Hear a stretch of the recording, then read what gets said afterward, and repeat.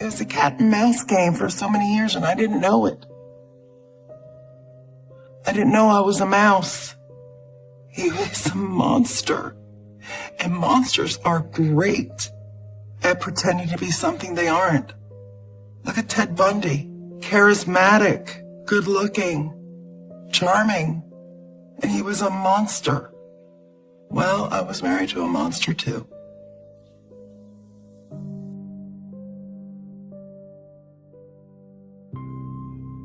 He was cruel, he was heinous, he was atrocious, he was evil incarnate. I'm filled with absolute hatred. I can't express the hatred I feel. I'm glad that he's suffering where he is right now. Hope he's rotting in hell. I really do.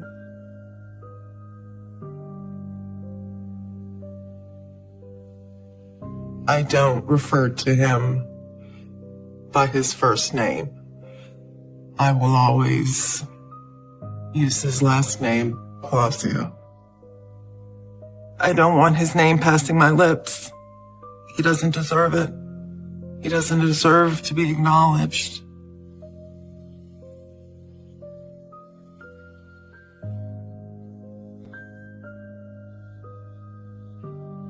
When I met him, I was just turning 15, and he was 21 or 22. He was significantly older than I was.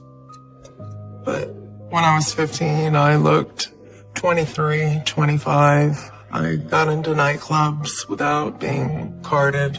Just didn't look my age at all. You were a cop? Yep. Used to work Miami Beach, but got laid off. We were talking, and I asked him what he did for a living.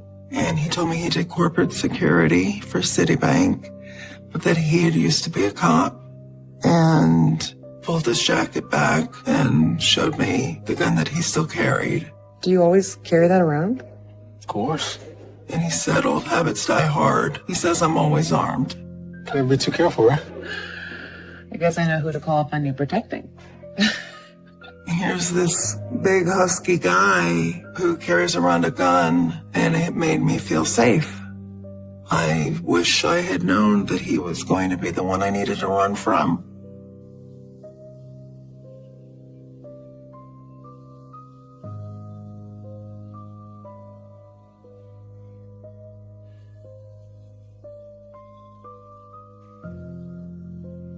He and I became friends, and he would pick me up and take me to work. And we'd hang out and we'd do things. He seemed so sweet, and we were such good friends. And eventually he made it known that he wanted more than that. And I told him that I couldn't. I made it very clear to him that I only ever wanted to be friends. And he said, that's okay. That is the most shocking thing I've ever heard. I got to know him and thought that I knew who he was. But it turns out that was all a lie.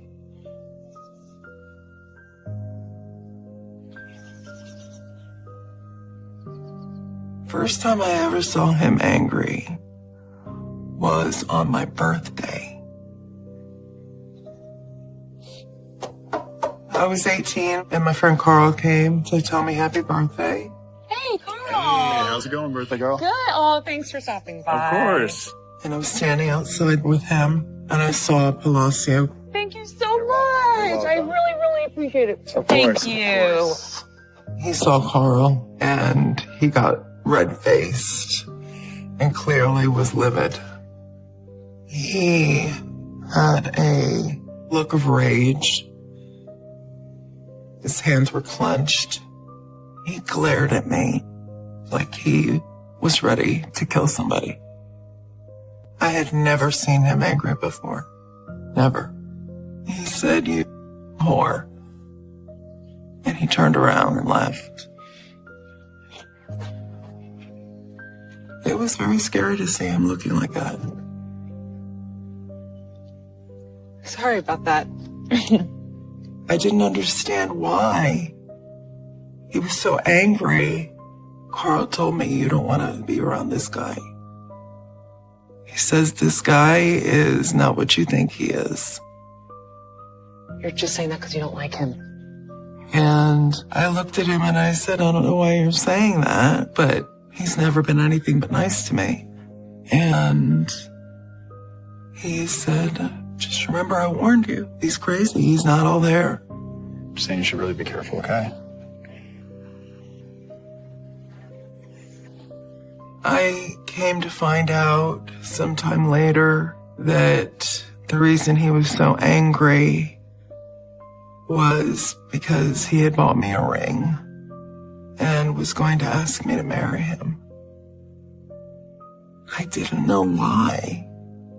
I've said so many times that I'm not interested in having that kind of relationship. And there definitely should have been a warning sign. I think that I was just too young and naive to really see and should have listened to the warnings that people gave me.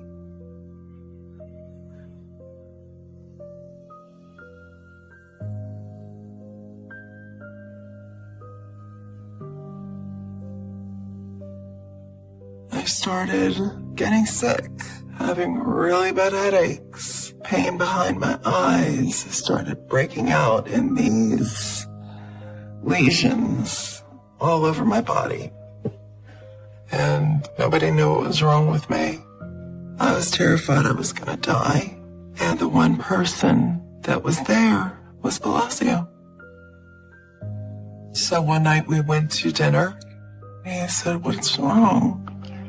What's wrong with you? So what's going on with the doctor say? And I said, nobody knows what's wrong with me. And I said, I've seen every doctor I can afford to see. I'm done. They don't know what it is. He wants to run more tests, but I can't afford it. He said, let me take care of you. And I didn't understand what he meant by let me take care of you. What does that mean? I have an idea. What's that? And he says, well, we'll get married. I'll put you on my insurance and you'll be able to go to doctors and specialists and figure out what's wrong with you. I can't do that. Why not? It seems so cold to marry somebody for insurance. But here I am, sick and for all intents and purposes dying, as far as I knew. How long is he supposed to get better? The household I grew up in was very violent. I was 14 the first time I ran away. So I didn't have parents. I didn't have security. I didn't have someone who cared about me. This was the first time that I felt protected. Please, I need to do this for you. I told him if we got married, it would have to be name only. As long as we agree, it's just as friends. And he said, okay. He was okay with that. It would be a friendship and nothing would change between us. Of course. But I'd be able to see doctors. So finally I agreed. Thank you. I agreed to marry him. I felt tremendous gratitude that somebody cared enough to make such a life-altering decision to help me. But I was manipulated into being married. When I look back at it, I think to myself, those were signs. Those were big signs, and you ignored them. They were flashing red lights that you ignored.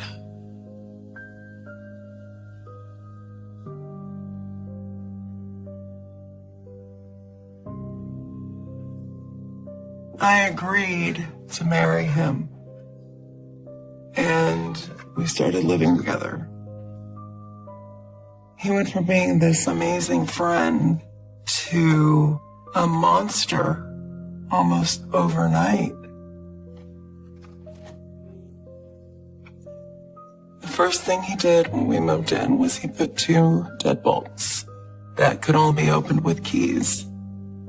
And I was not given keys. Don't forget to leave me a set. He had the only keys. I didn't make you a set. But then I can't get out. I know. I asked him, why are you locking me in? And he said, because I need to be able to trust you before you can go out. That was like whiplash. What are you talking about? You need to give me a key. Are you insane? You can't just lock me in here. Who do you think you're talking to, huh? And he threw me up against the wall and he grabbed me by the throat and he said, you don't question me. You don't question my decisions. He looked crazy. I was just horrified. Who is this person? And I kept saying, what is wrong with you? What's wrong with you? And he says, there's nothing wrong with me. You need to learn what the rules are and how to live by the rules. And you don't ever question me. You never question me again.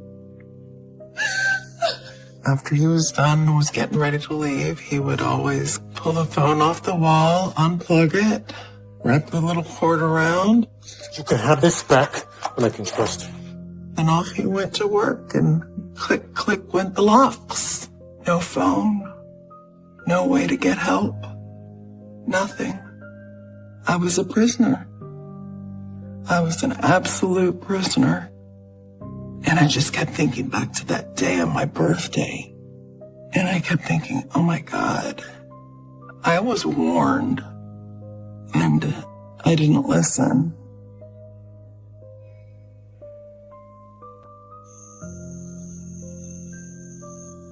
When we agreed that I would move in and get married and he would give me insurance, there was never any talk about him expecting sex from me. He told me he was my friend and he just wanted to take care of me. And it's not true. It was not true.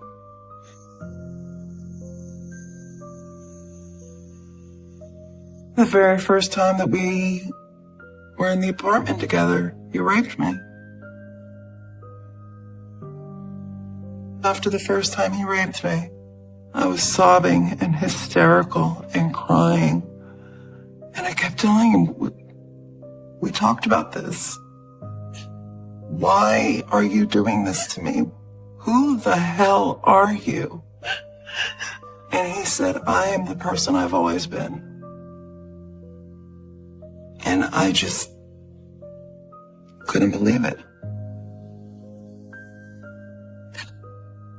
Who the hell am I sitting next to right now? That's all I could think of. He made it clear that this was what was going to happen. That I was going to cook, I was going to clean, I was going to do his laundry, and I was going to have sex with him. And that was my role. I became a possession, and he used me however he wanted to. I dreaded it every single time. But at some point, you just quit fighting. He told me, shut the hell up. Get in bed and go to sleep. You've got to make me breakfast in the morning. Go to bed now and shut up. I kept thinking to myself, he's always watching. And if you get away from him, what are you going to do? Where are you going to go? You're so sick you can barely lift your head up off the pillow some days. What are you going to do?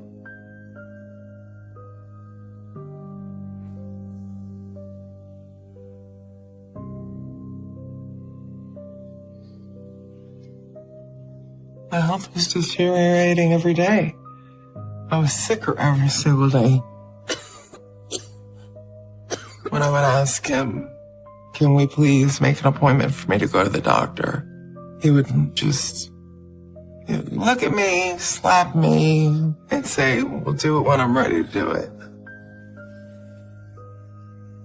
He loved having that power. He loved control. he thrived on it. He needed it. It wasn't until I was basically blind that he let me go to a doctor. I was useless to him if I was blind. How could I iron shirts if I'm blind? How could I keep the house clean if I'm blind? He said to me, if you make one wrong move, you say one wrong thing, I'm gonna kill your cat. And it'll be your fault. He went into the doctor's office, into the exam room. He knew his mere presence would make sure that I didn't say anything. All right, well, let's see if we can figure out what's going on with you today, all right? I was diagnosed with systemic lupus and fibromyalgia, on top of many other issues. Is there anything going on at home that might be causing any stress lately?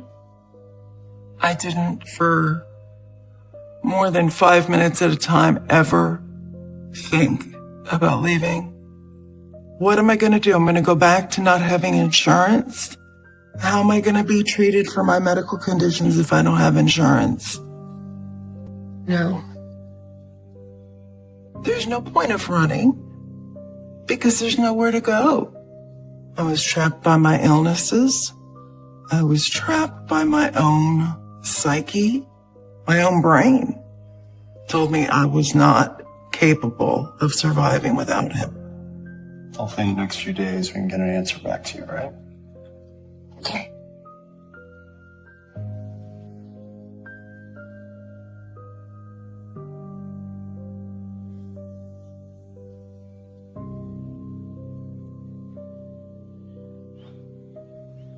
He always carried a gun.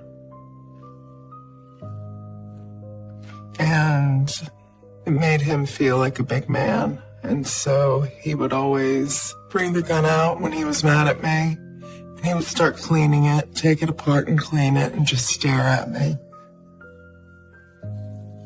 He was threatening me with it, without having to say it. And then he'd put it back together and he'd say, put it right up to my face and say, look, doesn't it look nice? And he'd smirk. It terrified me. One time he came into the bedroom and raped me with the handle of a knife and told me it'll be the sharp end of the knife next time. And this is what people don't understand when they say, you can go to the police now. You can do this, you can do that. You don't leave someone like that.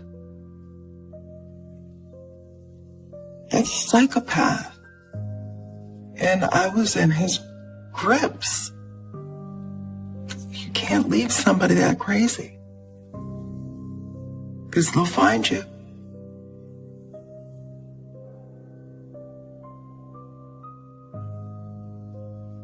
I didn't want to be a captive anymore. I didn't want to live, but I didn't want to die.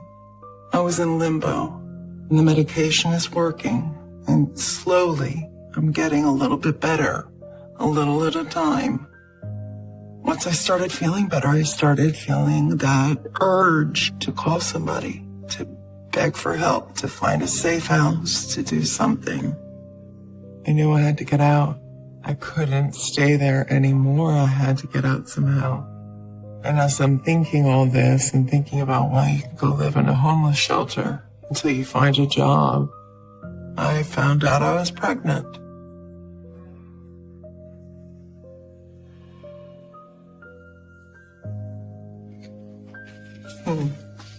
My babies. Emily and Ryan, that was the picture that I took the day that Ryan came home from the hospital. They gave me purpose. They gave my life meaning. I had something to wake up for.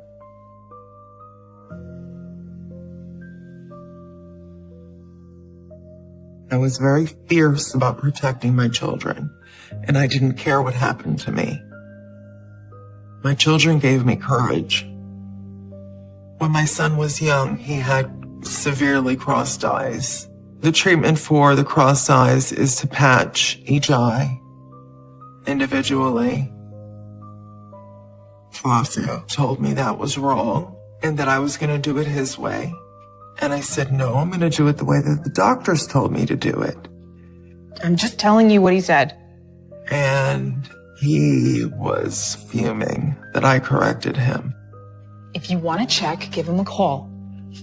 And he grabbed me by the hair and he pushed me against the wall. Maybe you forgot how things work around here. And he said, don't you ever tell me I'm not doing the right thing for my children. And he took a big, heavy-duty hole puncher and he hit me right up here. And out I went. I was unconscious for a period of time. I don't know how long. When I woke up, I was on the ground and I was bruised and bloodied. He was never going to change or come to some epiphany and realize he's been a complete bastard. And say, I'm so sorry I made your life hell for so many years. Can you ever forgive me? That was never going to happen.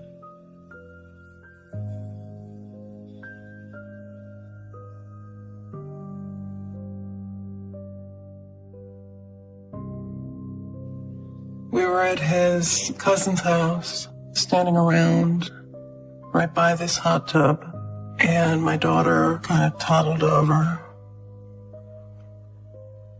and she fell into the hot tub. Emma! And I was on the other side of the pool, and he's just standing there staring down. She's sinking. She's reaching up like this. Chris, do something!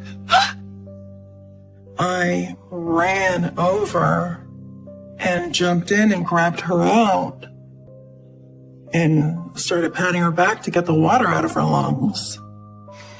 And I said, what the hell is wrong with you? I said, how could you just stand there? You were going to let her drown because you don't want your clothes to get wet? Are you insane? And that was the first time that I had ever really stood up to him and said something. He said, we're leaving. I said, good. Let's go. He beat the hell out of me that night. But my daughter was alive, so it was worth it.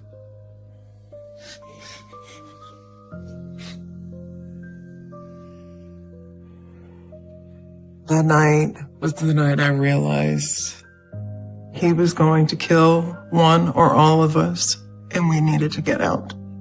We had to go, and we needed to get somewhere safe.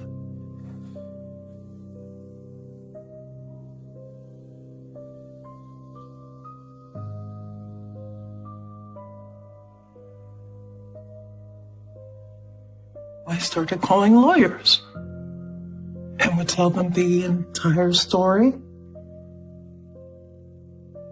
And all of them said the same thing. Don't worry, you'll get alimony, you'll get child support, you'll be able to support yourself. It was all about my kids at that point.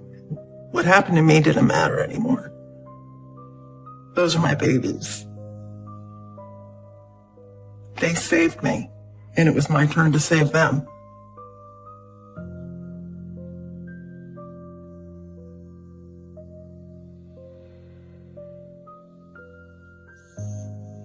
I slept with my children.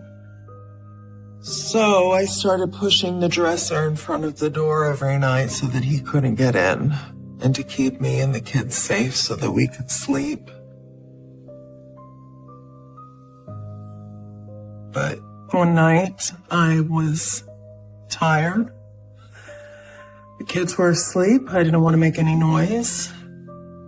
And I didn't put the dresser in front of the door that night. And that's the night he picked. I woke up and Emma was gone. I was terrified. She would never get up and leave me on her own. Emma? I panicked. I jumped up. I started screaming her name. Emma! And I ran through the house looking for her. And I run into the living room. And there she is on his lap with a gun to her head.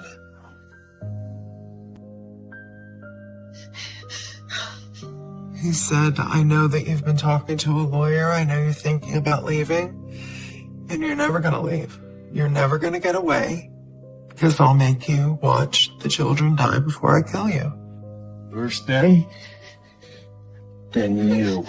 My daughter has a gun to her head and he's going to kill her. And I'm begging and pleading and praying, dear God, help me.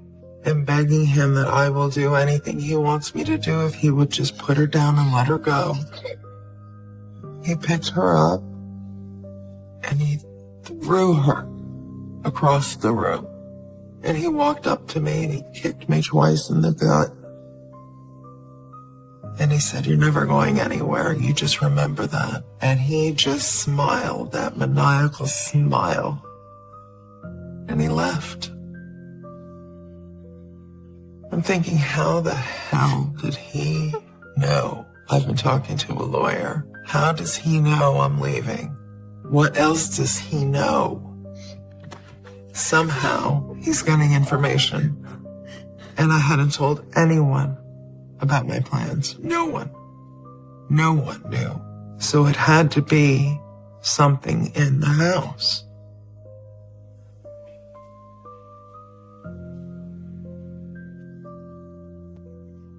I was certain he planted something in the house. I knew there had to be cameras or listening devices in the house somewhere. So I started searching those rooms. And then I started looking through light switches and electrical outlets. It was a methodical search, light by light, switch by switch. And just looked around with the little flashlight till I saw something that didn't look like anything I had seen in the others. I pulled it out.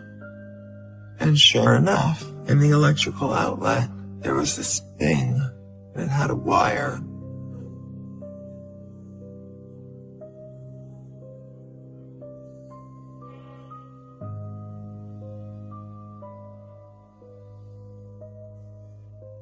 And I went all around the house, and I found about 4 more of them.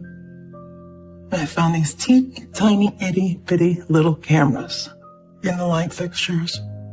He was watching everything I did.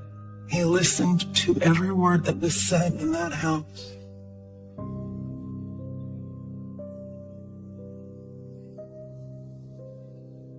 I just sat and I looked at them, and I started crying. I said, thought, my God, anytime he wanted to, he could listen. And he could see.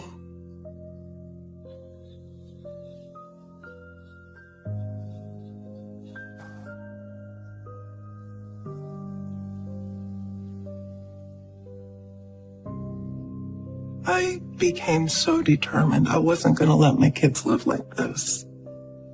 But I knew better than to talk in the house. I knew better than to make any kind of plans in the house. I didn't even write things down in the house. I started playing my kids' computer game, and I met other parents online that were also playing. I wasn't allowed to have friends, so being able to socialize felt great. It was wonderful. That game was an outlet for me. One of the people I met was a single dad named Paul, and he lived in England, and we developed a friendship. Paul told me I had to get out. He told me to leave. And I made my decision to leave Palacio.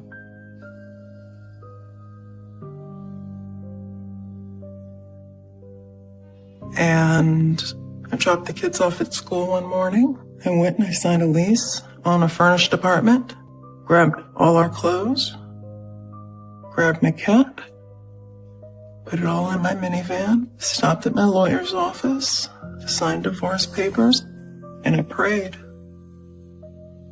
I prayed. I had panic buttons everywhere.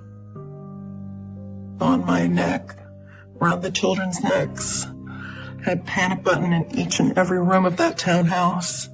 All I had to do was push it and the police would come. I knew he'd find me. I knew it would be a matter of less than 24 hours until he found out where I was living, but I prayed for that security to work. I was awake and listening for every little sound. Checked the alarm system 1,000,000 times that it was on. Checked the motion detectors. Checked everything. And I just waited and waited and waited. And he never came. He never came.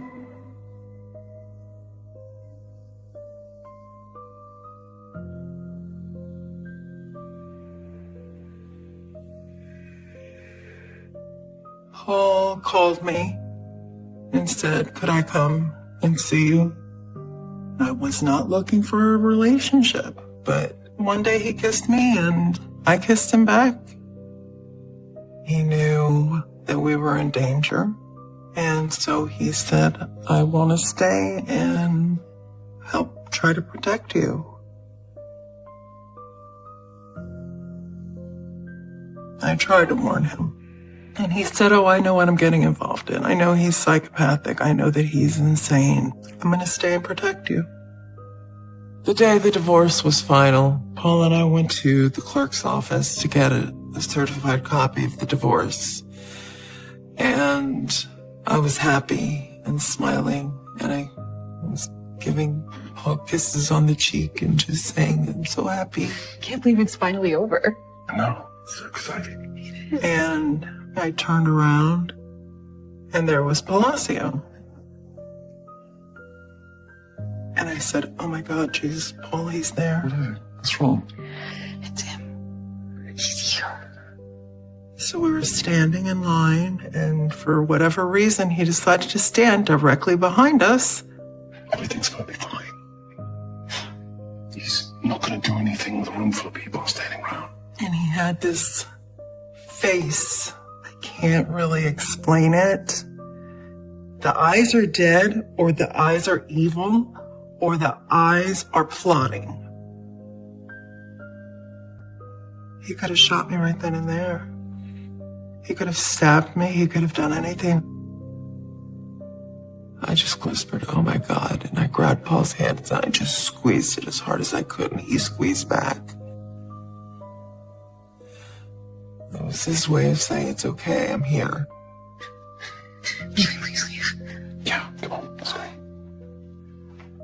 So I got my papers, I left, made sure he wasn't in the same elevator going down, and we went to another courthouse, a different courthouse, to get our marriage license. Made plans to get married 3 days later, and we went to go pick rings. I told Paul so many times that he needed to go home and go be with his son, and that I loved him, and that I would go and visit him as often as I could. He refused to go. He wanted to stay with me. And I kept telling him, one day he's gonna kill us.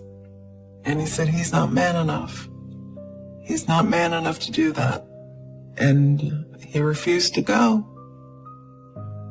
I wish you had listened to me. I wish you had gone back to England. And I'm sorry.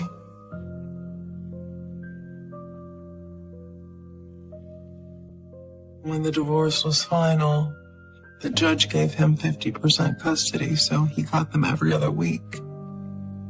I had to take my children sobbing to this monster's house every time I dropped them off. I didn't know if I was ever going to see them again. It was terrifying.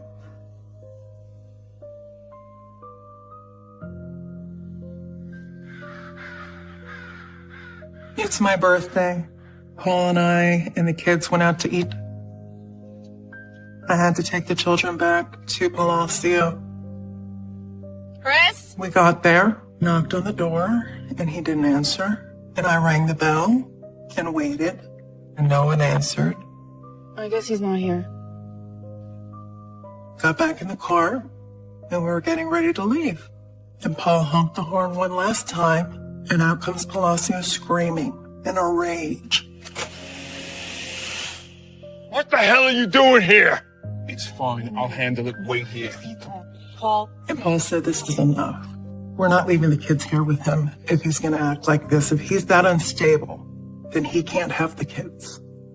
Get off my property. Chris, come on, man. So Paul started to tell him exactly that.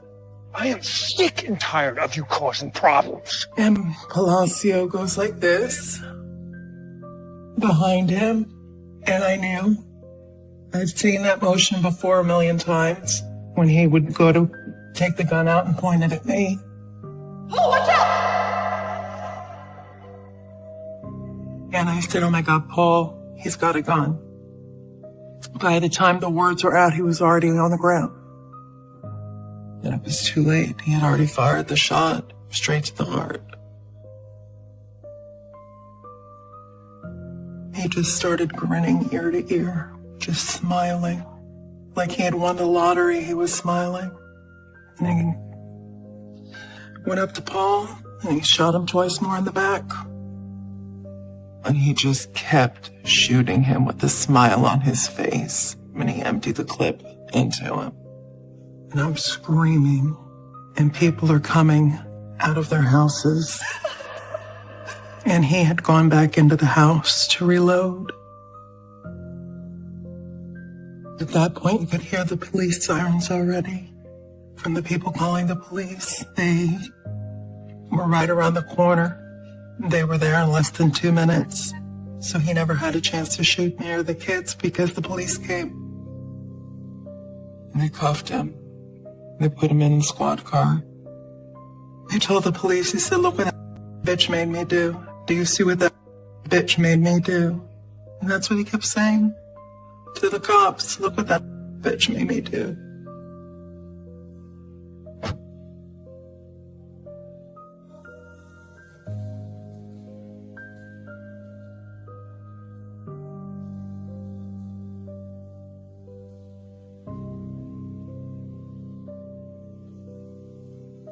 He tried to claim self-defense when they were interrogating him. I said, well, I think he had a gun and he's bigger than me. He was running at me and he looked like he was coming with a gun. I shot him. I wanted to testify. I wanted the world to know what he was. I wanted them to know what he did and why he did it. I screamed. I said, oh my God, Paulie's got a gun. When I walked in, he was sitting there with his lawyers. But other than that, one brief moment when I was being sworn in, I could not see him.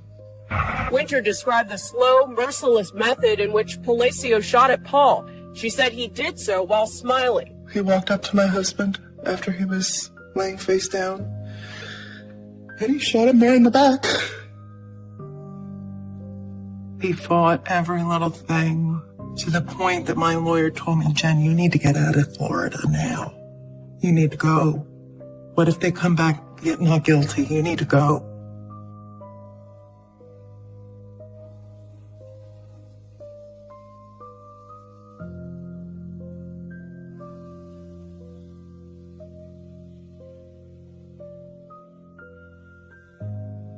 I have nothing to say to him.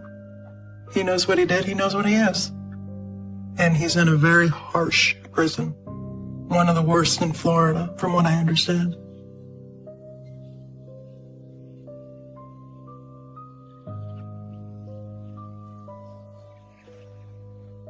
I learned to make a life for myself, and I wouldn't have had my children if it hadn't been for all of this. And having my children made it all worth it. Every ounce of pain, every punch, every slap, I'd go through it again to have my children. I know that's probably the most ridiculous thing most people have ever heard of, but my kids are my world. They're absolutely everything to me. Paul was an innocent man. He loved me. That's all there is. He loved me. He gave his life for us. I live with tremendous guilt about that. And for a long time, I was angry at him. After he died, I was angry. And I used to scream, I told you just to leave. I'd be dead, but he would have been alive. And it's not right, because he didn't marry that monster, I did. We're so lucky that we're alive. I'm sorry for Paul. I'm sorry for his family. I'm so sorry for his son. My heart breaks for his son. It really does. But I feel tremendously lucky. I got away. Paul gave his life, but I got away.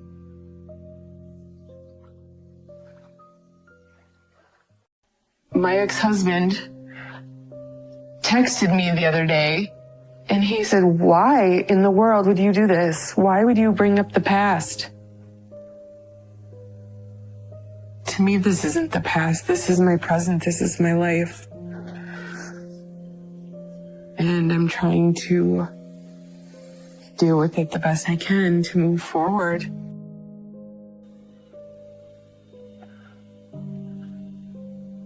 I didn't like him when he was this age. I didn't like him at all. What kind of mother doesn't like their own child? Just his eyes. I don't like his eyes. His eyes, I can't describe it. It just looks like an evil look.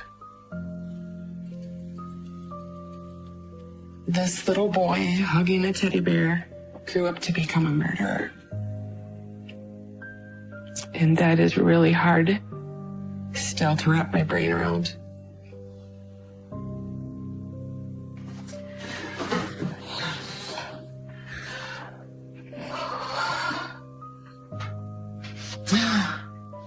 I wanted to go to college to become a nurse.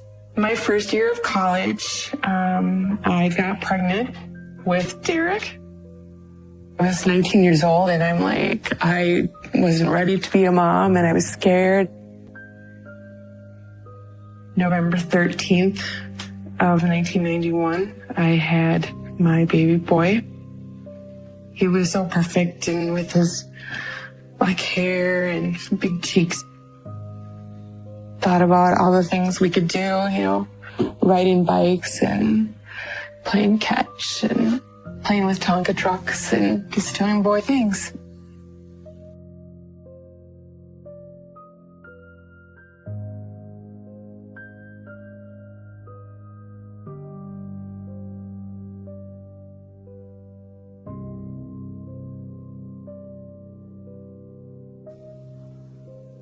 As he grew up, he had a very bad temper. He was destructive. He was defiant. I remember going shopping with Derek, and we passed by these trucks, and Derek decided he wanted one. Derek, put that back. You don't need another truck. Then I told him, I said, no, I don't have money for trucks today. We're buying groceries.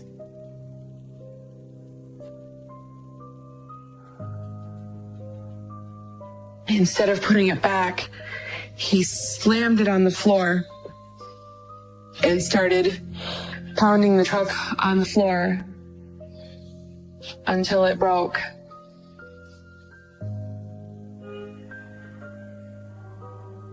I knew in my heart I should be laying down the rules, but I kept flashing back to when Derek was sick,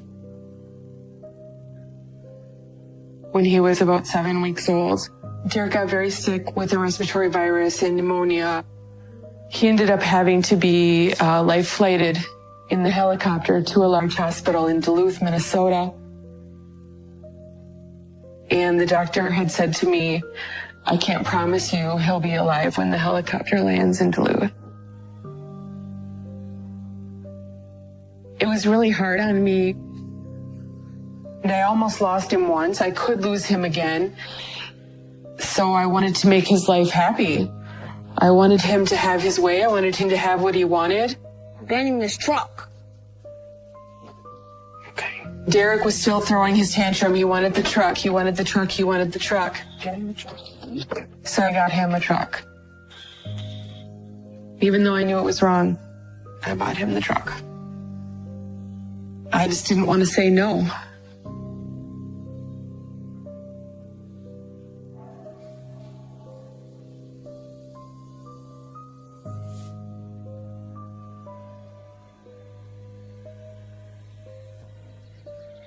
I always noticed he had these things. I thought they were quirks, like OCD type behaviors. He wouldn't touch his food, a sandwich or a donut, even like potato chips. He would eat with a fork. And Derek never played with his toys. They just had to be, all his toys had to be in order. He wouldn't build buildings or anything. He just put them in order. He wasn't interactive. He just wanted to keep to himself. I think the first time I saw the antisocial behavior was when one of my friend's little boys came over to play. And they went to Derek's bedroom to play with some trucks. And Derek did not want that to happen. Derek would do this thing where he would his body would tighten up and his hands would go like this and he would shake if somebody tried to touch his stuff.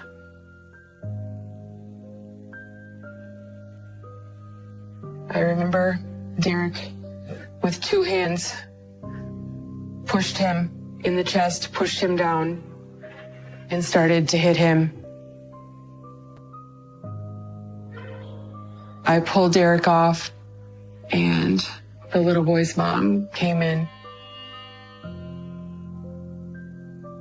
I didn't tell her that Derek had pushed him and hit him. I had said that Derek didn't want to share his toys. So Derek stayed in his room by himself, and the little boy was out with me and my friend in the living room, just hanging out with us, while Derek stood guard of his toys.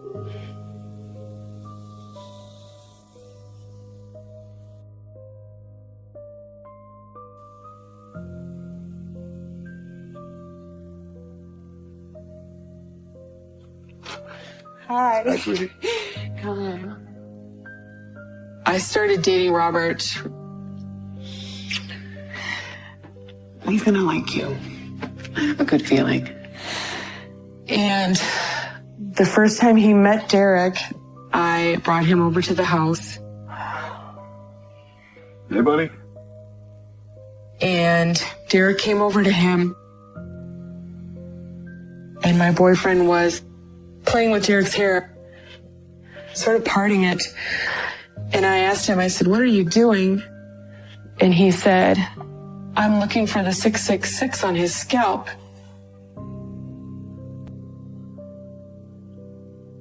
I didn't take it seriously, but I thought, oh my gosh, there is something wrong with Derek and other people can see it.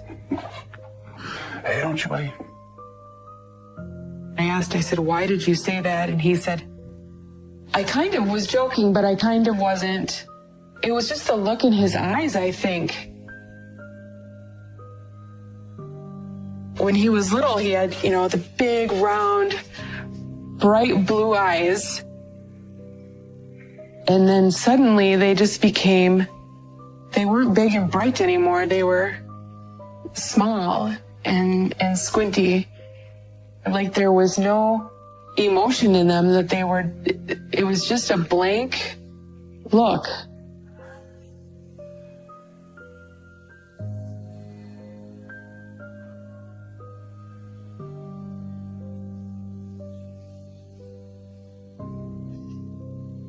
I was hoping that Robert and Derek would get along. You know, I had no reason to think that they wouldn't, but I don't think I took Derek's temper seriously. I didn't think he would hurt people.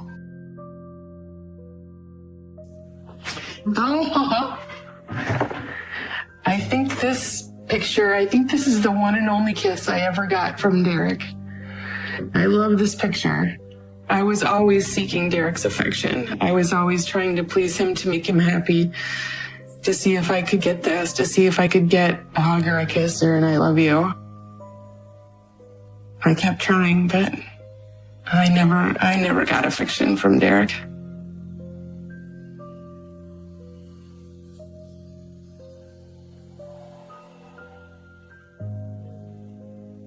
Derek had never had rules before Bob came into the picture.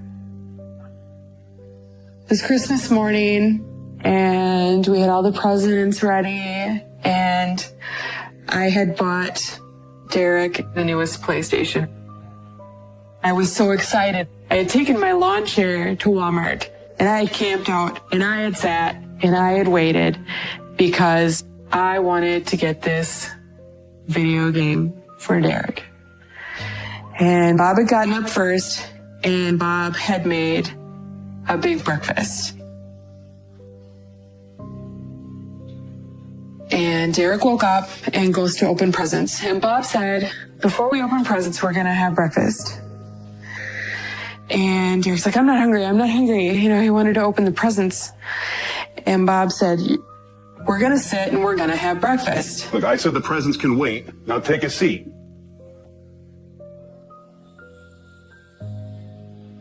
This was the first time that anybody had ever tried to lay down the law with Derek.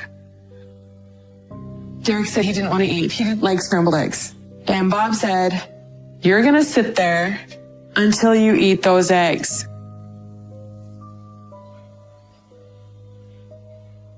And Derek said, fine. And I got up. I started doing dishes. Derek's sitting there. Derek's just sitting there. And he sat there. And he sat there. Derek sat there the whole day until it was time to go to bed.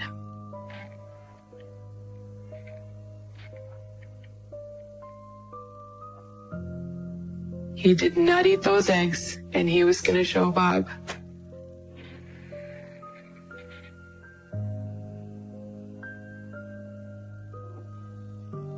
The next day, Bob went to work. I went to his room and I told him, I said, today's the new day. I said, Bob's gone. Let's go open presents. But Derek was mad. He was still mad the next day that he didn't have his Christmas. Instead of being super excited that I got him this video game that he wanted, Derek smashed the PlayStation.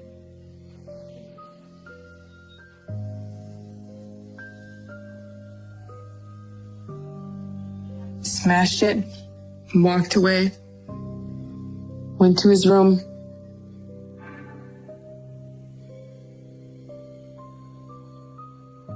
And that's when I boxed it back up.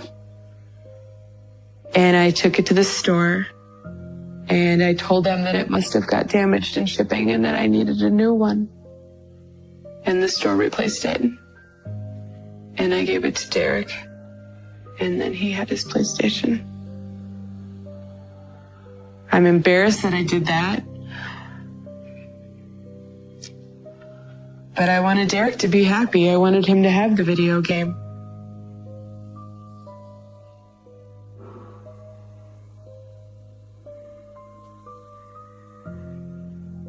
Bob was never physical with Derek, but Derek wanted Bob to get physical.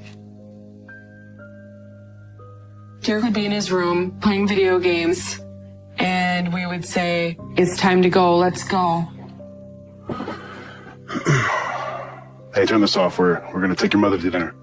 He would just sit there Hey, come on. Let's go. and continue to play video games and ignore us. And Bob would get in his face. Bob would stand between Derek and the television and say, "Get up, we're going."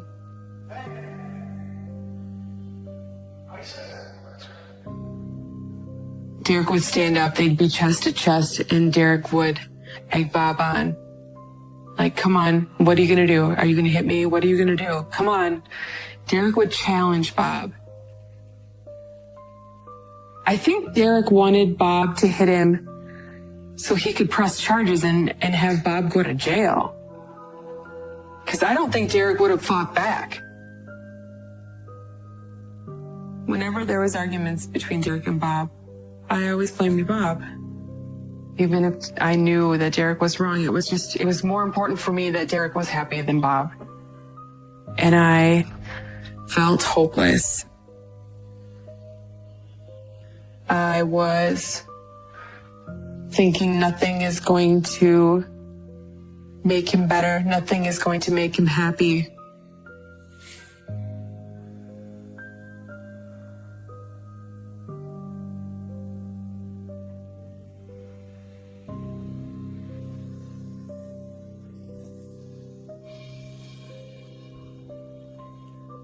Macy was tall and thin and beautiful. She had long, dark black hair, big round brown eyes. She was really funny. She was really bubbly, really outgoing.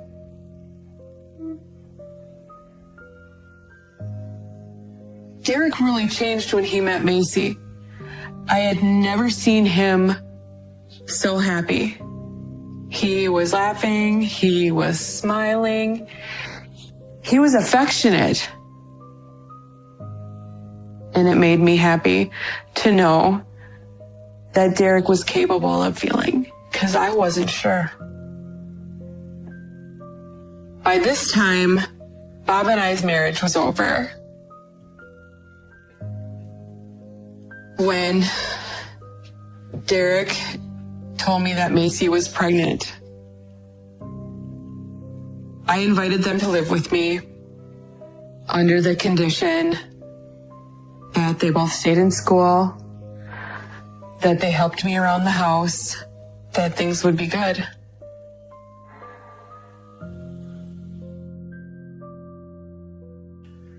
That's when he told me, "You better sleep with one eye open, mother, because I'll slit your throat in your sleep." And I thought, he just might do this.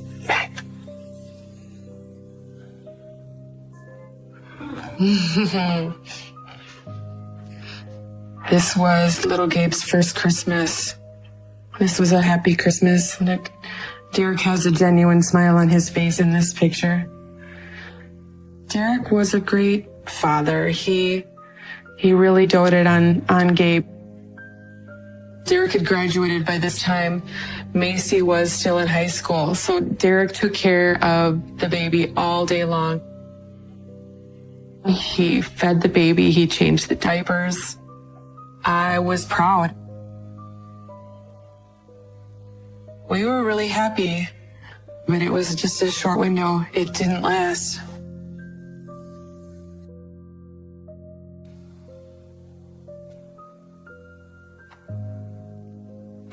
Everything had to be Derek's way. The curtains in our house always had to be closed. I would get up in the morning and open the curtains. He would get up and immediately shut the curtains.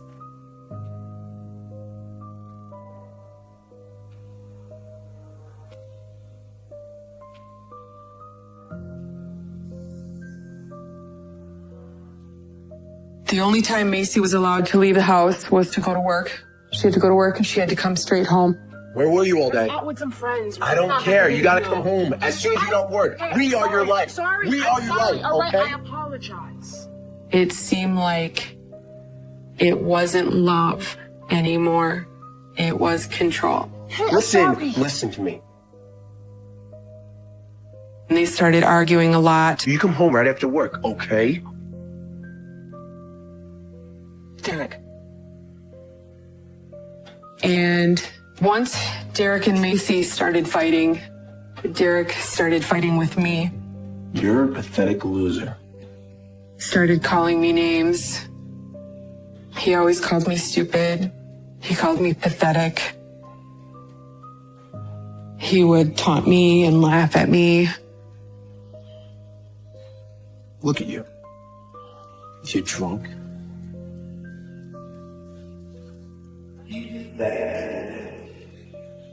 He would get in my face and he'd be, "You're such a loser.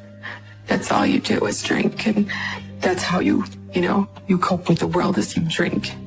And he would just call me pathetic. I did feel pathetic. I believed every word he said. I wasn't strong enough to stand up to him.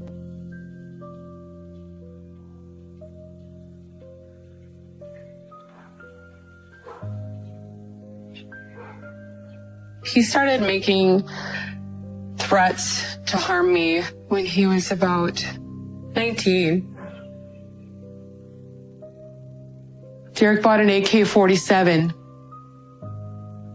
without my knowledge. When I first saw it, he had it on the kitchen table. He had it out. He was cleaning it. And I walked in the kitchen and Derek aimed the gun at me.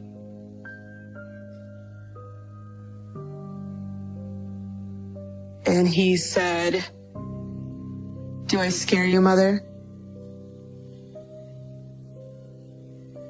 And I thought, oh my God.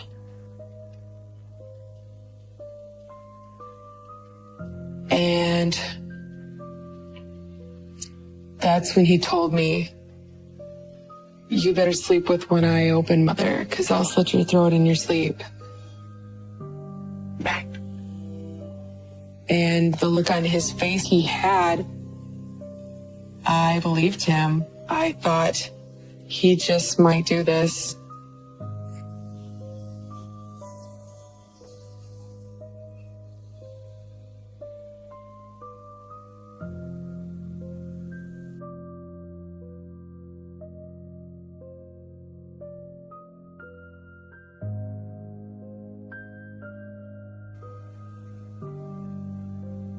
I stayed in my bedroom all the time, even though it was my house. I didn't want to be out. I didn't want to see him. I had one of my friends put a deadbolt on the door. Hey, what, you're just gonna drink in your room? He'd knock on the door and ask me if I had all my paperwork in order and about my life insurance and who was the company and where were the documents. Answer me! And I would drink alone in my room. That was my escape. My room was my physical escape and my alcohol was my mental escape. I wanted to be numb. I didn't want to feel. But I felt guilty. I thought, what kind of mother doesn't like their own child? That just isn't natural, you know? But then I would tell myself, he's not natural either. I was afraid of Derek's temper, his anger, and then I thought that he was a ticking time bomb.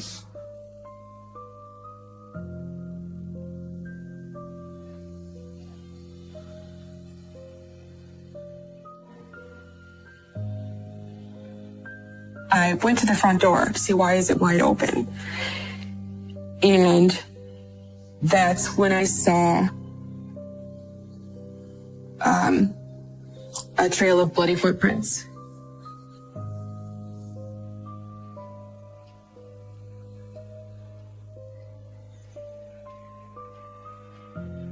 I had no idea when Derek would ever leave my house, ever. I pictured myself 80 years old with him still living with me. I saw no end in sight.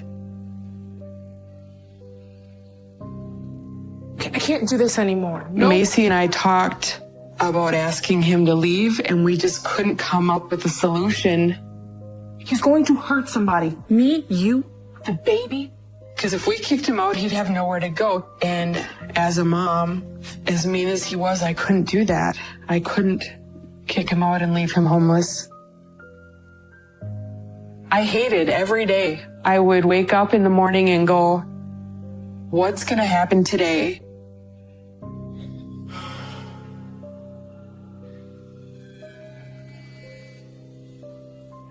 We had a dog. Her name was Lucy. She was a yellow lab. Derek never liked the dog because he just hated the dog hair, couldn't stand the mess.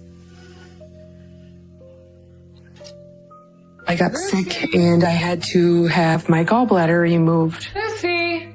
Where's Lucy? And when I got out of the hospital and came home, Lucy was gone. And I asked him, like, where's Lucy? Derek said that she had run out in the street and got hit by a car. He said he called the police, and the police took her to the vet, and they had her cremated. I asked him, where's Lucy's ashes? And he said that he didn't keep them because it was extra money to keep them from the vet.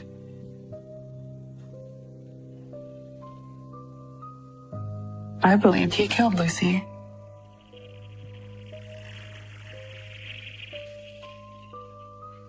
Lucy never, we lived in that house 2 years. Lucy never ran out in the road. But I guess I just kind of tried to pretend to believe his story because I didn't want to believe otherwise. I didn't want to believe that he killed her. So in my mind, I'm like, yeah, she got hit by a car. I was afraid to ask for help. I was afraid that Derek would find out that I had talked about what was going on. And I was afraid of the repercussions, what Derek would do if he found out that I told people. My dog was gone. I didn't know what was going to be next.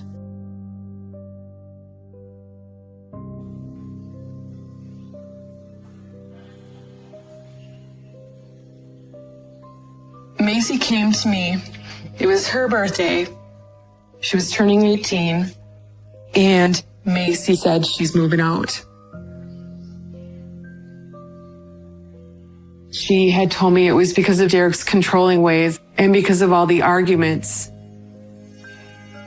She just wanted to move out and to be able to live her life and not have to do whatever Derek told her to do. Macy was leaving just herself. She was leaving the baby with us. She knew Derek would never let her have the baby. I was jealous that she was getting out. I was jealous, but I was proud of her. She was doing something I never had the guts to do. She was leaving.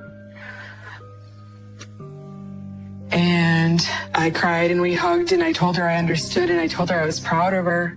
And I told her I was glad that she was getting out and she was going to be free from Derek.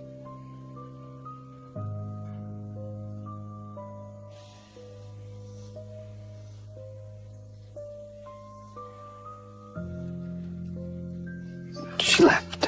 I told Derek that she wasn't coming home. And Derek didn't get mad.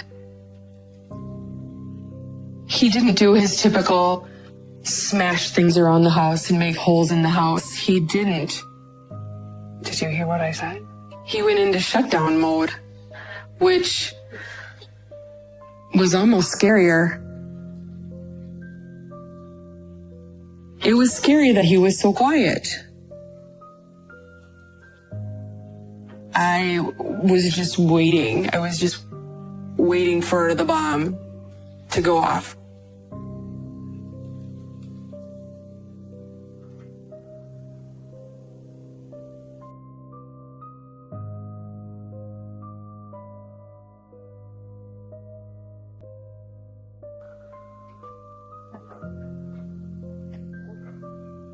Derek was acting really weird, like I had never seen before. Derek had the curtains open in the living room. And he was pacing back and forth in front of the big picture window, wringing his hands, saying, Gabe's never going to call another man dad. Gabe's never going to call another man dad. And I'm like, what are you talking about? I'm like, what is wrong with you? And he's like, Gabe's never going to call another man dad. He just kept saying it over and over again. And it scared me to death. I didn't know what to do. So I called my ex-husband. I called Robert. And I said, I'm like, something's wrong with Derek. I said, can you talk to him? And Bob says, yeah, I'll call him later. I'll call him when I get off work. Later, Robert emailed me saying he had talked to Derek. Derek seemed depressed and had felt hopeless, but he said he was going to be okay.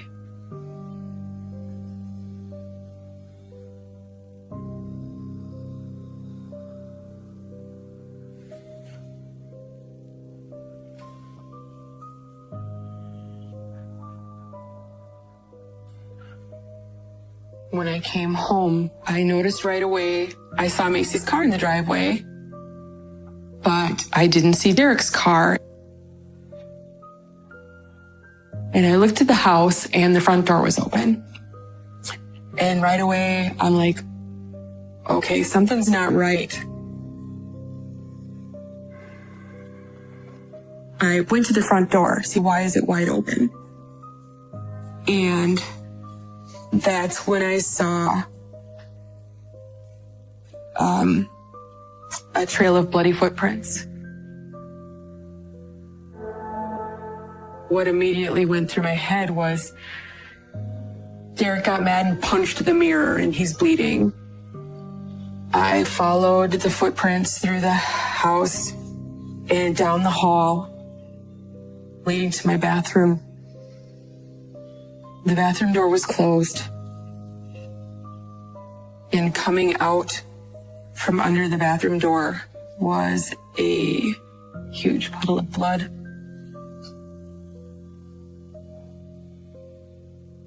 And I opened the bathroom door and I found Macy in the bathtub with her throat cut.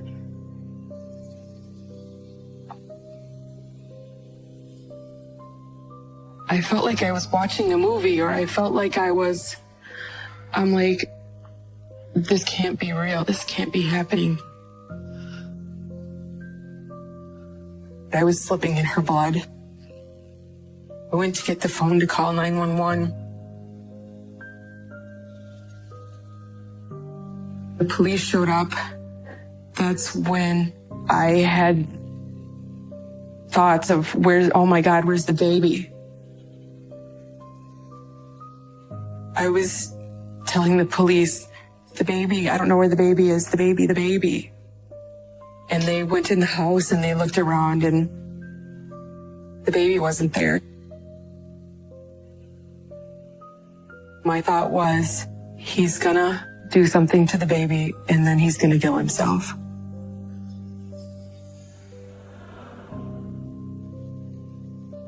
The police took me to the station. I was covered in blood, and then they kept me there.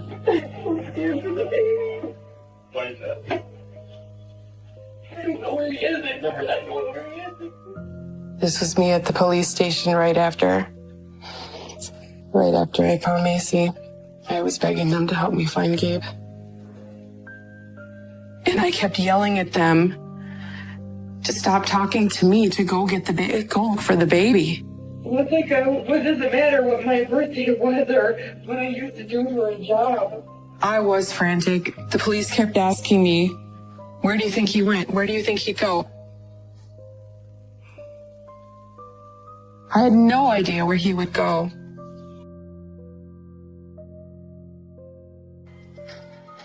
About 5 a.m, a motel clerk in Wisconsin Rapids recognized Derek and little Gabe on the television from the Amber Alert and called the police.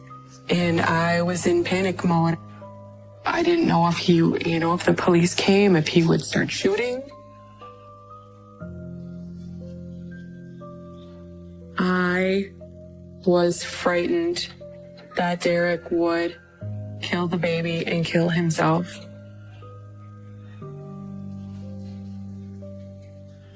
The police came and went to his room. And my son was arrested without incident in Wisconsin Rapids, and the baby was fine. They found that Derek's shoes were bloody. That was the bloody footprints that I saw in my home were from Derek's shoes. They found the knife in his vehicle. My son is a murderer.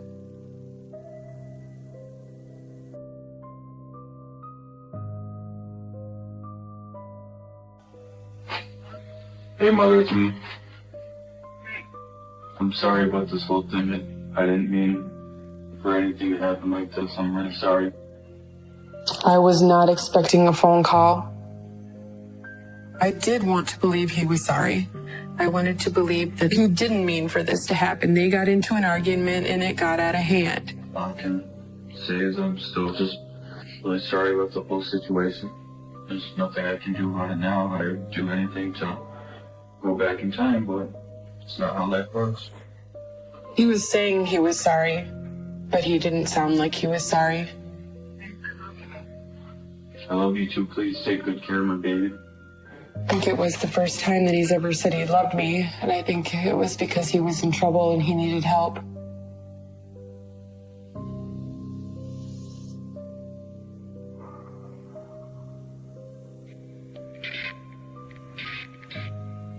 I had met with Derek's public defender multiple times. Even though I didn't like him, I didn't want him to go to prison. I've always fixed things that Derek did. I had done it his whole life. That's all I knew. Derek screws up, I've got to fix it. Derek breaks something, I've got to get a new one. And I thought, he's in trouble. I need to help.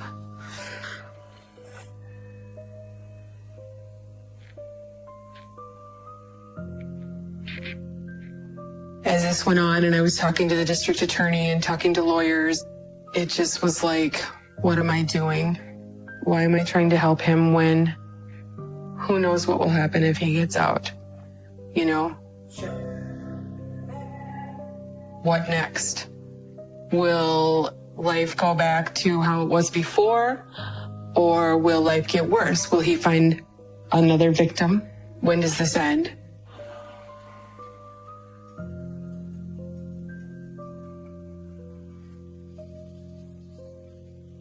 I got a text from a friend that said, OMG, exclamation, exclamation.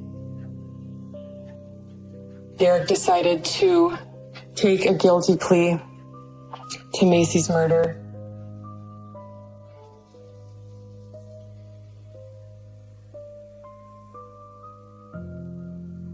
I was glad. I think I was glad. I thought, I'll be dead in 40 years. I won't ever have to be around him again. Gabe is mine. I adopted him. And he is my little boy. I've been raising him since he was 2. Just doing what I can to move forward with him to try to keep him as healthy and normal as I can. But every day, I'll see Gabe do something and it'll remind me of Derek and it freaks me out. I'm because I don't want him to be like his dad. I know it's probably not a big deal, but if I make a pizza, Derek won't eat the pizza. Oh my God, I called him Derek. Gabe. Oh. Oh, can I stop?